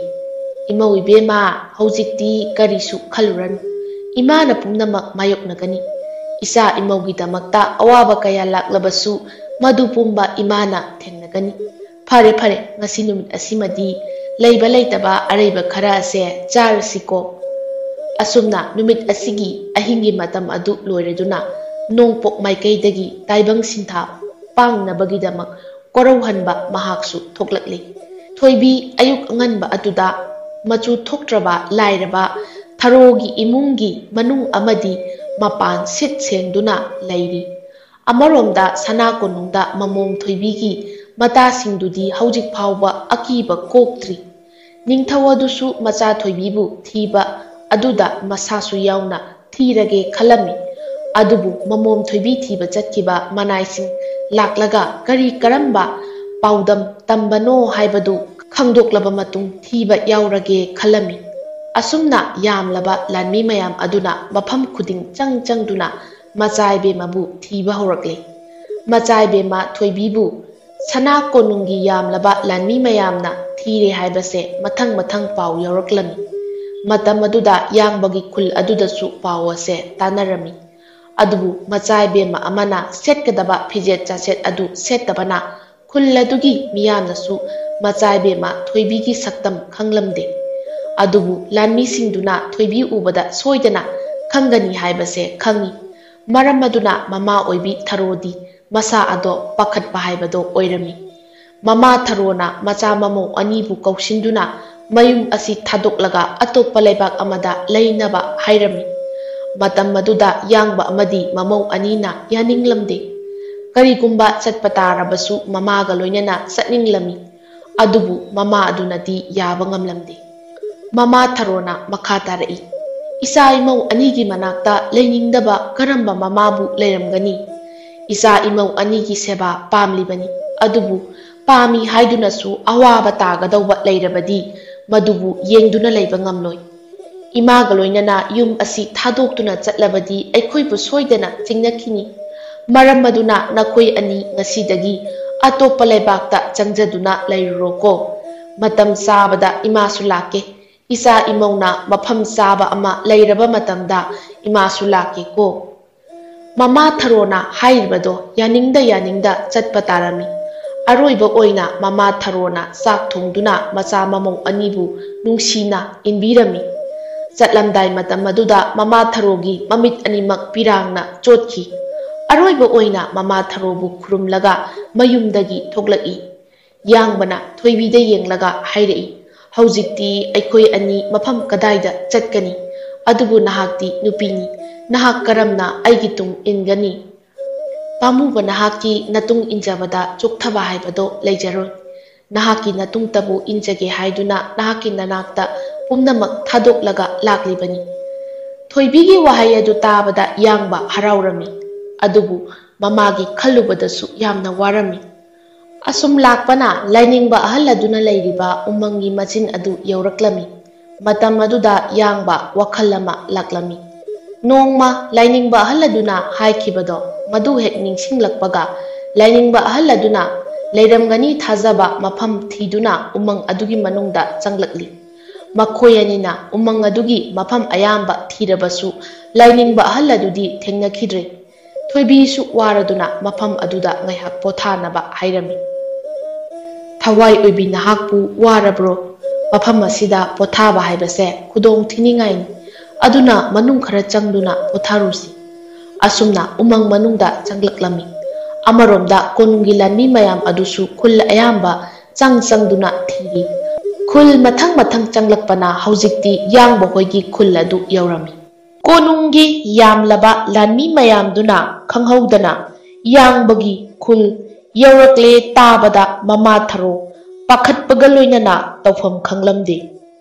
Mamau nupi ado thiba lakpani haibase khangi aduna maram oiraga tharodi hena pakhatpa haibado oirami. Mamau phangle haraurambado mikup asida tharogi harau maithong hanjinkhre. Imungda changduna panthaba tawdana mamau nupi aduna lakpada selakhiba macai bemagi mafi marol adu khaw amada hapsinduna yumgi sangoi leiriba adomda puraklaga lotuna thamlami. Yamlaba lanmi mayam aduna mafam masida macai bema lakpa ubra haina mi amamam kauthokduna hanglami. Adubu khulgi miyoising adunadi khangde ude haina hainarami. Aroibada tharoda amuk hanglaklami. Matam adudasu tharona ude hairami. Lani mayam aduna yum khuding amuk imungda changduna masa ibemabu thiri. Amaromda yangba amadi thoibisu umang adugi kachin koya changduna lainingba ahal adubu thiba leptri. Asumna numit taramday matamda yamna waraklaba matamda lainingba ahal aduga thengnarami. Lainingba ahal adu ubada makhoi ani ahal aduda khurumjari. Matam aduda numitsu takigadawre aduna ngasidi lainingba ahangi apikpa sangai sida leiro hairami. Matam aduda makhoi anisu haraurami. Lainingba ahal adugi manag yauba phangjaba asida makhoi anido yamna pelami. Amaromda tharodi pakhatpana masa adu leitafam khanglamde. Karigumba mamau nupigi mafi marol asi thengnakrabadi awaba soidana tagani haibase tharogi wakhalda khanjarami. Amaromda lanmi mayam aduna yumda changduna yenglakpa matamdadi numit pungta takre. Adubu macha ibemadi thiba phangkidre. Lanmi mayam adusu amuk konung pangkhirami. Lanmi mayam aduna khuldu thadokrabada tharo sor asangba ama honduna imungda changlaktuna hiptuna potharami. Amaromda sana konungdani ningthau aduna macha thoibigi mataroisingdo yotki sarangda phajinduna thamkhre. Ningthau ado pendabana pikthankibana asauba amana phathaba ngamkhidre. Amaromda yangbagi mama tharodi pakhatbaga nungaitabagana pikthanba haibado oirami. Numidang ado sak maru ama phauba chadana wakhalna omduna pothakhirami. Ayukki matamni macha ibema thoibi laira phijet adu setuna yangbabu haudokli. Yangbasu taradana haugatlami. Yangba amadi thoibi anigi awabase kharada oirasu kokpinaba sidaba mapuda nigesu khanjarami. Lainingba ahal aduna makhoi anibu kausillaga asumna hairei. Ichanupa ichanupi ngasidi ipa nakhoi anida wafam khara hairamgeko. Asi hairaga makhoi anibu kausilli. Tauko pukning changna aduga aigi wahaise taraga nungaitaba tawganu. Pumnamak ase taibangbu semliba taibang mapu mahakna aigi laibakta haktuna thamkrabani. Nakhoi anise handaki mapok asida waithungno tamlamdre. Nakhoi animak matam ikuidana taibang thadoklagani. Nakhoina taibang hek thadokpa mikuptudagi olakpa chahida nakhoi ani thungnagani. Adugane nakhoi anise mathang mapokta sakchu lon manadana pokani. Adubu matam maduda nakhoi ani amana amagi masak khangnaraba matamda nakhoi anise miyoi pok oina amuk olakani. Nakhoi anina miyoi pok olakadauba lambi dusu ai haige munna taroko. Nupamacha nahakse san angangba oina poklakani. Aduga ichanupi nahakna ucheki mapokta pokani. Adusu charoigi mapokta pokani. Matam aduda nakhoi anise mi oina amuk olaknaba lambido ipa haige munna taroko. Ichanupi nahakti ucheki mapokni. Aduna yawningba mafam amada hekta yawba ngamgani. Nakhoi animaki nasada mahai kharadi yawrakani. Mahai adugi matengna nakhoigi awaba kokkadauribani ko. Ichagumbi nahakna matam aduda awang pangna adum paiduna chatlu. Matam aduda paklaba ipak achauba ama ugani. Ipak adugi mayaida satiba leirang thambaldo naya aduna thattuna lairembi anigi mafamda katchau. Matam aduda pelaba lairemba anina nakhoi anigi awabasu kokpirakani haibase kauganuko. Lainingba ahan asigi wase tabada amaromda haraurami amaromdana nungairamdi. Yangbadi wakhal ado ungdunata leirami. Matam aduda yangbana waribatugi maramsu lainingba aduna khangba ngamlami. Ichagumba nahakna waribado koknaba ipa hairage munna taroko. Nahakna apokpiga setna khainagani khalibado onare. Nahaki apokpigi sebasu mathangi mapoktuda matolomna tauba phangani. Nakoyanigi saktamse mapok adudasu chap managani. Haujikti makoi ani sirabasu kidre. Hairiba wafam asidasu makoi anina thajarami. Asumna makoi ani lainingba ahal adugi manakta nong ninidi leirami. Umangda singchanba satanba lakpa miyoi kharagi machindagi.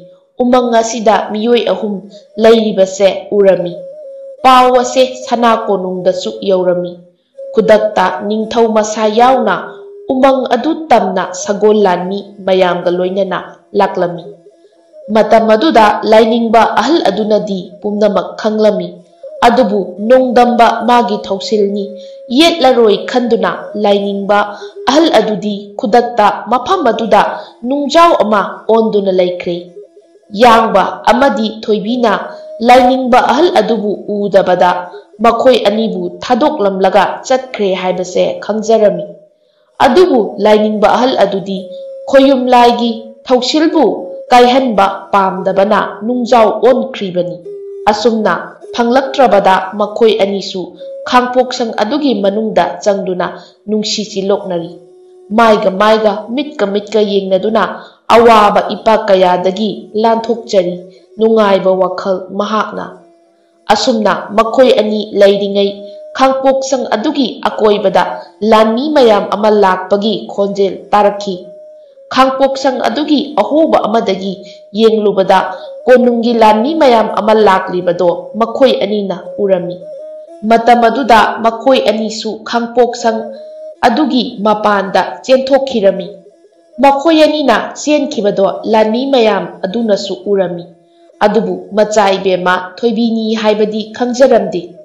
Pumnamak ningthau aduda tamlami. Kudak aduda sagol tongduna makoi anina chenkiba maikei tamna tanarai. Khongna chenba haibasidi tapkrabani. Sagol tonglaga tanarakliba ningthau amadi lanmi singduna makoi anina chelibado urami. Ningthau adunadi machanupini haibase khanglami. Maram aduna sagol ado hanadagi hena kanna thaurai. Matam aduda yangba amadi thoibi luraba lok amagi mapan yaurabada chelibado lepkhirami. Ningthaudi machabu phangjare khallubada haraurami. Aduga lairaba pidat padatpa yangbabu ubada haraubado hanjinkhiduna maithongda asauba ullakle. Kudakta ningthauna pairiba thangsang adu haigatuna yangba tamna langsilakli. Matam aduda yangbagi thabakta yungduna kudak aduda luraba lokha aduda mamai ado nongkhattuna longna tasinkhirami. Machaibema thoibigi thawai hakchangni khanjaba mahakna mathwai thakrabada thoibi mapada amuktang munna yenglaga hairei. Ipa ibungo nahakse ipa oirabasu sagi wakhal chenba sa makhal amani. Namomgi thawai hakchang animak kathokraba mafamda thawai gumba mahakna aroiba oikraga aibu nungaina hingani khanbibra. Adubu mapa adudi masagi wahai ado machet ama phawba manada haplamde. Sagol thaktagi mapa ningthau ado kumtharaklaga macagi manakta chensilai. Matam aduda macha ibema thoibi mamit animak chetna ushinduna pamuba nanai oibi aihaksu nahaki natung injaraklagi. Mathangi mapoktadi nang ai amuk thuna siko. Asi hairamlaga luraba lokha aduda chongthakhirami. Kudak aduda ningthau chenba khanglep lepki aduga mamom thoibibu kauduna kapjaki. Ahenba pamluba lairababu mini khangludaba ningthaudo mikup asidagi macha kainabagi maichakna angaubagum oiki. Yangba amadi machaibema aroiba oikre haibase laibak pumbanasu khanglami. Achau aram pamba ningthaubu laibak miyamna tin siknaba haibado oirakle.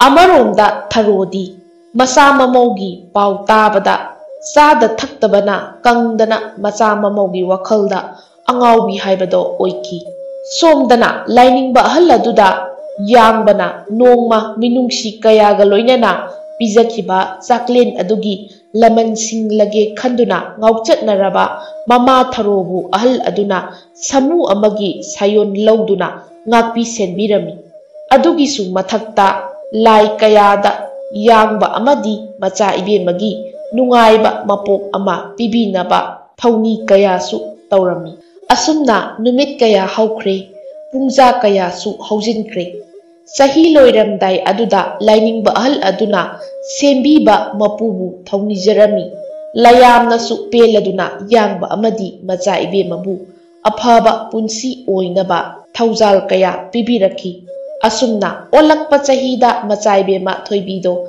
charoi haiba uchek adugi mapokta poklami aduga yangbana sanlaba angangba amagi mapokta poklami asigumba kayase mathang ningsinglami telaba pungja khara asida haujikti charoidusu awang tamna pairage khalladuna paikhirami matamaduda yangbagi mapok oiba san angangba adusu hogalaktuna mo haina hauna khongduna harauba phongdokchari charoi ado mahaki thawai oibi pamubini khanglabada awaba leikhidre mamang mapoktasu lairaba oiba handak mapoksidana san laba oiba awabada awaba pibaga chap manare haibaduni asumna san angangba asina khonglakpa tabada pothaduna leiriba waraba manido mamit uirum tawduna haugalakhi san angangba adugi masada chai masing khangdana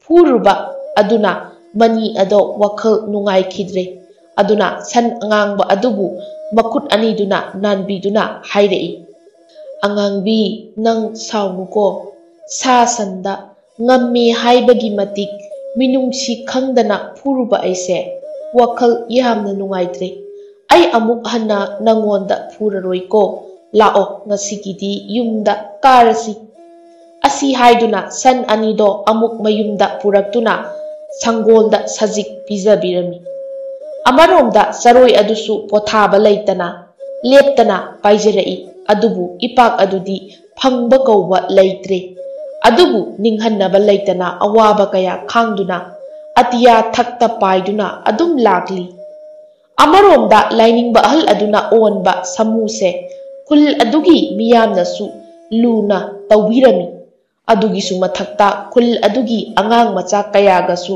chen chongduna sanajai asumna numit asisu numit takre thawai panba khudingsu mayumda changnakre adubu saroi adudi adumak pairi ahingi matam oiraklabada tharodi kanna tungthakre samu asina hotnabibadagi manglamgadauraba tharogi punsi lainingba ahal asina kanbirakpani lainingba ahal asidi layamna asanba ama oibana tharogi manglanda lainingba nupa asina ibema waganu nahaki nacha namo anido lairam lenda khoyum kanagi kumhai yauhannaba kaukhibani makoi ani ikui kuidana nanakta laklagani nahaki wajabasi ubada layam singsu thamoi kairabani aduna ngasidagidi waraganuko asi hairamlaga lainingba ahal ado tharogi manglandagi wahai kaya hairamlaga chatkri adubu tharodi adumak nonganba ngaina mikap thoktana tumli asumna nongan phung tawrakpa matamda ngasaidagi ahing mingchen khangduna pairakliba chekla charoi adusu waraduna ujau amagi matonda tongduna potharami ayuki matam oirabada manigi macha katando amuk mapana kholau thaduna kanna kauri adubu chakyam chaba katan haibase tumba onthokna chopkhraba haibaduni mapana kauribado tadaba makai adum tumli adubu mamasu amuk yauna haudorakpa aduda saurang mairang phuk haugatli aduga ima pabung nong phawba ngandri haugatlo dahai mi ngaihakta tumbasida yetkrapotni. Mapa manina macha katanda asumna hairei. Ibungo suningdaba nongmagi ayuk khudingi sajik phali khangiba natro. Tawu mi oiroidabasidi ko. Ayuk nungthil naidana nungsada wana thabak suriba sandi anisigi mabuk phawba thalhanba ngamdene ha. Chocho thengkre san anise puraga jingkhong mayada sajik hanau ngaihak pijaruso. Ngasigidi ipasu thabak ama chatkani aduna ngasidi lau kumlaroi sanbi anido sajik pijaba loibaga irujabiramuko. Asi hairamlaga manido thongalomda thokre. Ngaihaki matung manigi machanupa aduna sanbi anidugi mangaksamda pulliba thauri adu lauthoklaga jingkhongda hoiraklaga sajik hanau kaya pijabiri. Tombasu ayuk tumsit phadabaga ukhong amada ngatharaga makha tana amuk tumlami. Adubu san ani adudi mafam adudagi machi ama phawba lengdana sajik hanau mayamdo thattuna jari. Amaromda charoido ngaihak potharaba matung amuk paithorakli. Ayukki ngangranaba numitki mangaldunasu ahing potharudraba masada yaibada charoi ado wabana loirami. Adubu makoi anigi mapok amagini khalluba matamdadi awaba haibado kaukibagum masa ani adu kanna khaptuna pairakli. Asumna numit kaya tumba machet saba machet tawduna pairakpana mamang mapokta lainingba ahal aduna habiram kiba ipak ado yaurami. Ipak ado aduki matik chawrami amasung yengbada lairaipak mali. Numitki mangalna yaibada ipak adugi ising machudo arupa sanagi machugum pudokli. Ipak adugi makhongda leptuna thambal satliba mafam ado amuk yenglai. Matam aduda nungsagi mangalakta pugaina satliba makhal kayagi ningthiba thambal lairang singado ujaredo. Thambal lairang adu satpa urabada charoi ado cek cek khongduna haraujai. Masa adu khapladuna khudak aduda ipak adugi mayaida satliba thambal lairang adugi manakta pairaktuna machil aduna thambal adubu ani ahum chiktuna heklami. Adugi matung makhong aniduna chaplaga yamna wana amuk paijarai. Amaromda lainingba ahal aduna mamit uisinduna yengbada numit kharani matung yangba amadi thoibi mafam asida lakani haiba khangjarami. Amaromda pombasu san aniyado amuk mayumda puraktuna iruga phajana lujabiri. Adugi matung sangolda pusilaktuna thamlami. Charoi aduna asum pairakpa aduda wanglaba jing amagi matonda lairiba laisang ado urami. Laisang adu tamna pairaktuna manak aduda hauba usha amada tonglami. Lairiba khubam mase lairemba lairembi anigini haiba khanglaki. Matam aduda wana pujarakliba lairang thambaldo khoyum lairemba lairembi anigi mafamda katjarami. Matam aduda lairemba lairembi ani nasu peladuna sakudaba khonjelda asumna thaujal pirami. Nahaki thamoi sengba asigi mahai oina nahakse ngasidagi mirol khangjaroko. Aduga mamang mapokta nahaki napuroiba oikiba haujikna san haiba sa ase oliba mahaki mafamda mamang mapoki ming kauba mikupta mahaksu hanagi saktam ado kaidana nakhoyani amuk thunajaro. Aduga leibak adugi ningthau amadi leima oiduna nungaina paloko. Asi haina thaujal kaya pirami.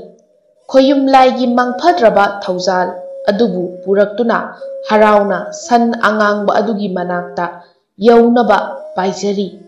Nong ningigi matung manigi mayumda ayuk nganna thunglami. Manak aduda hauba upambi amada saroi ado tongduna nungsina khongjarai. Matam aduda tumduna lairiba san angangba aduna taraduna mo asum haina khonglai. Tanja aduda charoi aduna sangolda paitharaklaga san adugi makhong mayada leptuna asumna kaujarai. ꯊꯋꯥꯏ ꯑꯣꯏꯕ ꯄꯥꯝꯃꯨꯕ ꯌꯥꯡꯕ ꯑꯁꯤ ꯍꯥꯏꯅ ꯀꯧꯔꯝꯃꯤ꯫ ꯃꯇꯝ ꯑꯗꯨꯗ ꯁꯟꯒꯤ ꯃꯄꯣꯛꯇ ꯄꯣꯛꯂꯨꯔꯕ ꯌꯥꯡꯕꯗꯣ ꯈꯨꯗꯛꯇ ꯍꯥꯟꯅꯒꯤ ꯁꯛꯇꯝꯒ ꯂꯣꯏꯅꯅ ꯑꯣꯟꯊꯣꯔꯛꯂꯦ꯫ ꯆꯔꯣꯏꯒꯤ ꯃꯄꯣꯛꯇ ꯄꯣꯛꯂꯝꯕ ꯊꯣꯏꯕꯤꯁꯨ ꯃꯍꯧꯁꯥꯒꯨꯝ ꯑꯃꯨꯛ ꯁꯛꯐꯝ ꯑꯃ ꯐꯥꯎꯕ ꯀꯥꯏꯗꯅ ꯇꯅꯧ ꯇꯅꯧꯔꯕꯤ ꯑꯃꯒꯨꯝ ꯑꯣꯏꯈ꯭ꯔꯦ꯫ ꯄꯨꯝꯅꯃꯛ ꯑꯁꯦ ꯀꯅꯥ ꯑꯃꯠꯇꯅ ꯈꯪꯅꯔꯝꯗꯦ꯫ ꯁꯟ ꯑꯃꯨꯕ ꯑꯗꯨꯅꯁꯨ ꯈꯪꯂꯝꯗꯦ꯫ ꯁꯟꯗꯒꯤ ꯃꯤ ꯑꯣꯜꯂꯛꯄ ꯑꯁꯤꯗ ꯌꯥꯡꯕ ꯌꯥꯝꯅ ꯍꯔꯥꯎꯕ ꯍꯥꯏꯕꯗꯣ ꯑꯣꯏꯔꯝꯃꯤ꯫ ꯄꯨꯝꯅꯃꯛ ꯑꯁꯦ ꯃꯍꯥꯛꯀꯤ ꯊꯋꯥꯏ ꯑꯣꯏꯕꯤ ꯊꯣꯏꯕꯤꯅ ꯍꯣꯠꯅꯖꯕꯒꯤꯅꯤ ꯍꯥꯏꯗꯨꯅ ꯌꯥꯡꯕ ꯃꯅꯤꯕꯨ ꯑꯃꯨꯛꯇꯪꯗꯤ ꯎꯅꯅꯤꯡꯈꯤꯕꯅꯤ꯫ ꯁꯟꯒꯤ ꯃꯄꯣꯛ ꯑꯣꯏꯔꯤꯉꯩ ꯑꯗꯨꯗ ꯁꯥ ꯁꯟꯁꯤꯡꯗ ꯃꯤꯅꯨꯡꯁꯤ ꯎꯠꯄꯤꯈꯤꯕ ꯑꯃꯗꯤ ꯇꯨꯃꯤꯠꯀꯥꯡ ꯀꯌꯥꯅ ꯆꯤꯛꯇꯅꯕ ꯑꯍꯤꯡ ꯆꯨꯞꯄ ꯀꯥꯡꯃꯩ ꯈꯨꯕꯤꯈꯤꯕ ꯃꯌꯥꯝꯗꯣ ꯆꯠꯂꯝꯗꯥꯏ ꯃꯤꯀꯨꯞ ꯑꯗꯨꯗ ꯅꯤꯡꯁꯤꯡꯂꯛꯈꯤ꯫ ꯑꯗꯨꯕꯨ ꯃꯅꯤ ꯍꯣꯏꯒꯤ ꯏꯃꯨꯡꯁꯦ ꯃꯅꯤ ꯈꯛꯇꯅꯤ ꯌꯥꯍꯧ ꯉꯜꯂꯤꯕ, ꯑꯇꯩꯗꯤ ꯂꯣꯏꯅ ꯊꯦꯡꯕꯅꯤ꯫ ꯑꯗꯨꯕꯨ ꯃꯅꯤ ꯉꯁꯤꯗꯤ ꯃꯤꯀꯞ ꯊꯣꯛꯈꯤꯗ꯭ꯔꯦ꯫ ꯑꯔꯣꯏꯕ ꯑꯣꯏꯅ ꯁꯟ ꯑꯃꯨꯕ ꯑꯃꯗꯤ ꯃꯅꯤꯒꯤ ꯁꯦꯒꯥꯏꯔꯕ ꯌꯨꯝ ꯑꯗꯨꯕꯨ ꯑꯃꯨꯛꯇꯪ ꯃꯨꯟꯅ ꯌꯦꯡꯂꯝꯂꯒ ꯃꯃꯥꯏ ꯑꯗꯨ ꯂꯩꯊꯣꯔꯛꯇꯨꯅ ꯌꯨꯝ ꯑꯗꯨꯗꯒꯤ ꯊꯣꯛꯂꯛꯈꯤꯔꯝꯃꯤ꯫ ꯑꯁꯨꯝꯅ ꯃꯈꯣꯏ ꯑꯅꯤ ꯈꯨꯗꯛ ꯑꯗꯨꯗꯒꯤ ꯃꯅꯤꯒꯤ ꯃꯌꯨꯝ ꯊꯥꯗꯣꯛꯂꯒ ꯌꯥꯡꯕꯒꯤ ꯍꯥꯟꯅꯒꯤ ꯈꯨꯜ ꯇꯝꯅ ꯂꯥꯛꯂꯝꯃꯤ꯫ ꯅꯨꯃꯤꯠ ꯈꯔꯅꯤ ꯃꯈꯣꯡꯅ ꯂꯥꯛꯄꯗ ꯎꯃꯪ ꯋꯥꯃꯪ ꯆꯤꯡ ꯄꯥꯠ ꯀꯌꯥ ꯂꯥꯜꯂꯛꯂꯤ꯫ ꯑꯗꯨꯒꯤ ꯃꯇꯨꯡ ꯑꯌꯨꯛ ꯑꯉꯟꯕ ꯑꯃꯗ ꯃꯈꯣꯏ ꯑꯅꯤꯁꯨ ꯌꯥꯡꯕꯒꯤ ꯈꯨꯜ ꯑꯗꯨ ꯌꯧꯔꯝꯃꯤ꯫ ꯃꯈꯣꯏꯅ ꯈꯨꯜ ꯑꯗꯨ ꯌꯧꯔꯛꯄꯗ ꯈꯨꯜ ꯑꯗꯨꯒꯤ ꯃꯤꯄꯨꯝ ꯈꯨꯗꯤꯡꯗꯣ ꯑꯉꯛꯄ ꯀꯌꯥꯅ ꯄꯤꯛ ꯊꯟꯅꯈ꯭ꯔꯦ꯫ ꯃꯔꯝꯗꯤ ꯃꯈꯣꯏ ꯑꯅꯤ ꯂꯨꯔꯕ ꯂꯣꯈꯥꯗ ꯇꯥꯗꯨꯅ ꯁꯤꯈ꯭ꯔꯦ ꯍꯥꯏꯕꯁꯦ ꯃꯤꯌꯥꯝꯅ ꯈꯪꯅꯔꯕꯅꯤ꯫ ꯃꯔꯝ ꯑꯗꯨꯅ ꯈꯨꯟꯖꯥ ꯃꯌꯥꯝꯗꯨꯅ ꯀꯧꯕ ꯐꯥꯎ ꯀꯤꯕ ꯐꯥꯎꯔꯝꯃꯤ꯫ ꯃꯈꯣꯏ ꯑꯅꯤ ꯂꯥꯛꯂꯦ ꯍꯥꯏꯕꯁꯦ ꯂꯥꯏꯅꯤꯡꯕ ꯑꯍꯜ ꯑꯗꯨꯅꯁꯨ ꯈꯪꯂꯝꯃꯤ꯫ ꯃꯇꯝ ꯑꯗꯨꯗ ꯁꯥꯃꯨ ꯑꯣꯟꯗꯨꯅ ꯊꯔꯣꯕꯨ ꯉꯥꯛꯄꯤ ꯁꯦꯟꯕꯤꯔꯤꯕ ꯂꯥꯏꯅꯤꯡꯕ ꯑꯍꯜ ꯑꯗꯣ ꯍꯥꯟꯅꯒꯤ ꯁꯛꯇꯝꯗ ꯑꯃꯨꯛ ꯑꯣꯟꯊꯣꯛꯇꯨꯅ ꯃꯈꯣꯏ ꯑꯅꯤꯕꯨ ꯉꯥꯏꯕꯒꯤ ꯃꯑꯣꯡꯗ ꯂꯝꯕꯤ ꯑꯗꯨꯗ ꯂꯦꯞꯇꯨꯅ ꯂꯩꯔꯤ꯫ ꯌꯥꯡꯕ ꯑꯃꯗꯤ ꯊꯣꯏꯕꯤ ꯃꯄꯣꯛ ꯑꯃꯗ ꯄꯣꯛꯂꯨꯔꯕꯁꯨ ꯃꯃꯥꯡꯒꯤ ꯃꯄꯣꯛꯇ ꯊꯣꯛꯈꯤꯕ ꯊꯦꯡꯅꯈꯤꯕ ꯄꯨꯝꯕ ꯀꯥꯎꯔꯝꯗꯦ꯫ ꯃꯔꯝꯗꯤ ꯂꯥꯏꯔꯦꯝꯕ ꯂꯥꯏꯔꯦꯝꯕꯤ ꯑꯅꯤꯅ ꯃꯈꯣꯏ ꯑꯅꯤꯒꯤ ꯃꯥꯡꯂꯨꯔꯕ ꯋꯥꯈꯜ ꯄꯨꯝꯕ ꯑꯃꯨꯛ ꯅꯧꯍꯧꯅꯅ ꯄꯤꯕꯤꯈꯤꯕꯅꯤ꯫ ꯌꯥꯡꯕ ꯑꯃꯗꯤ ꯊꯣꯏꯕꯤ ꯃꯌꯨꯝ ꯑꯗꯨ ꯌꯧꯅꯤꯡꯕꯅ ꯃꯌꯨꯝ ꯃꯥꯏꯀꯩꯗꯇ ꯃꯃꯤꯠ ꯑꯗꯨꯅ ꯌꯦꯡꯗꯨꯅ ꯂꯥꯛꯂꯤ꯫ ꯃꯇꯝ ꯑꯗꯨꯗ ꯌꯥꯡꯕ ꯂꯥꯏꯅꯤꯡꯕ ꯑꯍꯜ ꯑꯗꯨꯅ ꯂꯦꯞꯇꯨꯅ ꯂꯩꯔꯤꯕꯗꯣ ꯎꯔꯝꯃꯤ꯫ ꯌꯥꯡꯕ ꯑꯃꯗꯤ ꯊꯣꯏꯕꯤ ꯂꯥꯏꯅꯤꯡꯕ ꯑꯍꯜ ꯑꯗꯨꯒꯤ ꯃꯅꯥꯛꯇ ꯆꯦꯜꯂꯛꯇꯨꯅ ꯃꯈꯣꯡ ꯁꯣꯛꯅ ꯀꯣꯟꯗꯨꯅ ꯊꯥꯒꯠꯄ ꯐꯣꯡꯗꯣꯛꯂꯤ꯫ ꯃꯈꯣꯏ ꯑꯅꯤꯒꯤ ꯃꯇꯧ ꯑꯗꯨꯗ ꯂꯥꯏꯅꯤꯡꯕ ꯑꯗꯨꯁꯨ ꯄꯦꯜꯂꯗꯨꯅ ꯃꯀꯣꯛꯇ ꯅꯥꯟꯊꯕꯤꯔꯝꯃꯤ꯫ ꯃꯆꯥ ꯃꯃꯧ ꯑꯅꯤꯅ ꯌꯨꯝꯗ ꯂꯥꯛꯂꯦ ꯍꯥꯏꯕꯁꯦ ꯈꯨꯟꯖꯥ ꯈꯔꯅ ꯍꯥꯏꯕꯗꯒꯤ ꯃꯃꯥ ꯊꯔꯣꯁꯨ ꯍꯔꯥꯎꯕꯒꯤ ꯄꯤꯔꯥꯡꯒ ꯂꯣꯏꯅꯅ ꯃꯆꯥ ꯃꯃꯧꯕꯨ ꯀꯧꯖꯔꯛꯏ꯫ ꯃꯇꯝ ꯈꯔ ꯀꯥꯏꯅꯔꯨꯔꯕ ꯃꯇꯨꯡ ꯃꯃꯥꯕꯨ ꯎꯖꯕꯗ ꯃꯆꯥ ꯃꯃꯧ ꯑꯅꯤꯗꯣ ꯍꯔꯥꯎꯕꯅ ꯄꯤꯛ ꯊꯟꯈ꯭ꯔꯦ꯫ ꯑꯁꯨꯝꯅ ꯅꯣꯡ ꯅꯤꯅꯤꯗꯤ ꯂꯥꯏꯅꯤꯡꯕ ꯑꯍꯜꯗꯨꯁꯨ ꯌꯥꯡꯕꯒꯤ ꯃꯌꯨꯝꯗ ꯂꯩꯔꯝꯃꯤ꯫ ꯂꯥꯏꯅꯤꯡꯕ ꯑꯍꯜ ꯑꯗꯨꯅ ꯌꯥꯡꯕꯕꯨ ꯃꯅꯥꯛꯇ ꯀꯧꯁꯤꯜꯂꯒ ꯑꯁꯨꯝꯅ ꯍꯥꯏꯔꯝꯃꯤ, "ꯏꯆꯥꯅꯨꯄꯥ, ꯍꯧꯖꯤꯛꯇꯤ ꯅꯍꯥꯛꯀꯤ ꯑꯋꯥꯕ ꯃꯇꯝ ꯂꯣꯏꯔꯦꯗꯣ꯫ ꯍꯟꯗꯛꯀꯤ ꯃꯄꯣꯛ ꯑꯁꯤꯗꯗꯤ ꯂꯩꯕꯥꯛ ꯑꯁꯤꯒꯤ ꯅꯤꯡꯊꯧ ꯑꯣꯏꯌꯨ ꯇꯝꯈ꯭ꯔꯦ꯫ ꯑꯗꯨꯕꯨ ꯏꯄꯥꯅ ꯅꯍꯥꯛꯄꯨ ꯏꯅꯥꯛꯇ ꯀꯧꯔꯤꯕꯗꯤ ꯏꯄꯥ ꯋꯥ ꯑꯃ ꯍꯥꯏꯔꯝꯒꯦ ꯈꯟꯅ ꯀꯧꯕꯅꯤ꯫ ꯏꯄꯥꯒꯨꯝꯕ,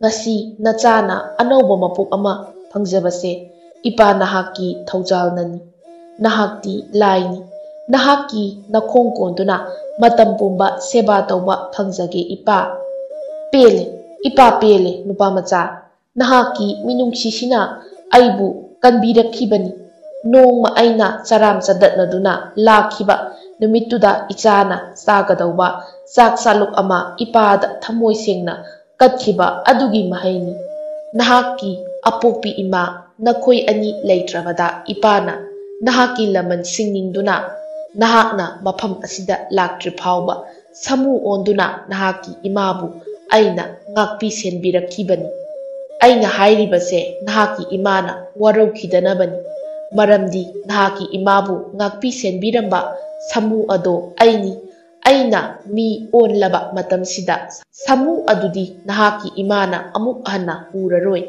ꯃꯇꯝ ꯑꯗꯨꯗ ꯅꯍꯥꯛꯀꯤ ꯏꯃꯥꯗ ꯋꯥꯍꯪ ꯑꯃ ꯑꯣꯏꯍꯧꯔꯅꯤ ꯈꯟꯗꯨꯅ ꯏꯄꯥꯅ ꯋꯥꯐꯝ ꯑꯁꯦ ꯍꯥꯏꯔꯤꯕꯅꯤ꯫ ꯂꯥꯏꯅꯤꯡꯕ ꯑꯍꯜ ꯑꯗꯨꯒꯤ ꯃꯤꯅꯨꯡꯁꯤꯅ ꯃꯈꯣꯏ ꯄꯨꯝꯅꯃꯛꯄꯨ ꯑꯋꯥꯐꯝꯗꯒꯤ ꯀꯟꯕꯤꯔꯦ ꯈꯟꯅ ꯍꯔꯥꯎꯔꯝꯃꯤ꯫ ꯃꯈꯣꯏ ꯑꯅꯤꯅ ꯁꯥꯟꯅꯔꯤꯕ ꯋꯥꯔꯤ ꯄꯨꯝꯕꯗꯣ ꯊꯔꯣ ꯑꯃꯗꯤ ꯃꯃꯧ ꯅꯨꯄꯤ ꯊꯣꯏꯕꯤꯅ ꯃꯃꯤꯠꯇ ꯃꯄꯤ ꯇꯥꯕ ꯃꯈꯩ ꯇꯥꯖꯔꯤ꯫ ꯑꯔꯣꯏꯕ ꯑꯣꯏꯅ ꯃꯈꯣꯏ ꯑꯍꯨꯝ ꯂꯥꯏꯅꯤꯡꯕ ꯑꯍꯜ ꯑꯗꯨꯕꯨ ꯈꯨꯔꯨꯝꯖꯔꯝꯃꯤ꯫ ꯑꯁꯨꯝꯅ ꯃꯊꯪꯒꯤ ꯅꯨꯃꯤꯠꯅꯤ ꯂꯥꯏꯅꯤꯡꯕ ꯑꯍꯜ ꯑꯗꯨꯅ ꯌꯥꯡꯕ ꯑꯃꯗꯤ ꯊꯣꯏꯕꯤꯗ ꯑꯁꯨꯝꯅ ꯍꯥꯏꯔꯝꯃꯤ꯫ ꯅꯨꯄꯥꯃꯆꯥ, ꯍꯧꯖꯤꯛꯇꯤ ꯅꯈꯣꯏꯒꯤ ꯑꯋꯥꯕ ꯂꯣꯏꯔꯦ꯫ ꯃꯔꯝ ꯑꯗꯨꯅ ꯍꯧꯖꯤꯛꯃꯛ ꯁꯅꯥ ꯀꯣꯅꯨꯡꯗ ꯆꯠꯂꯨ, ꯑꯗꯨꯒ ꯂꯩꯕꯥꯛ ꯑꯁꯦ ꯅꯍꯥꯛꯅ ꯉꯥꯛꯆꯔꯣ ꯍꯥꯏꯔꯝꯃꯤ꯫ ꯑꯗꯨꯒ ꯅꯨꯄꯤꯃꯆꯥ, ꯅꯍꯥꯛꯀꯤ ꯏꯄꯥ ꯅꯤꯡꯊꯧꯗꯤ ꯅꯍꯥꯛꯀꯤ ꯋꯥꯈꯜꯗ ꯂꯩꯅꯥ ꯑꯣꯏꯔꯤ꯫ ꯐꯠꯇꯕ ꯀꯌꯥ ꯇꯧꯔꯨꯕ, ꯑꯆꯥꯎ ꯑꯔꯝ ꯄꯥꯝꯂꯨꯕꯒꯤ ꯆꯩꯔꯥꯛꯇꯣ ꯅꯍꯥꯛꯀꯤ ꯏꯄꯥꯅ ꯐꯪꯖꯕꯅꯤ꯫ ꯐꯔꯦ,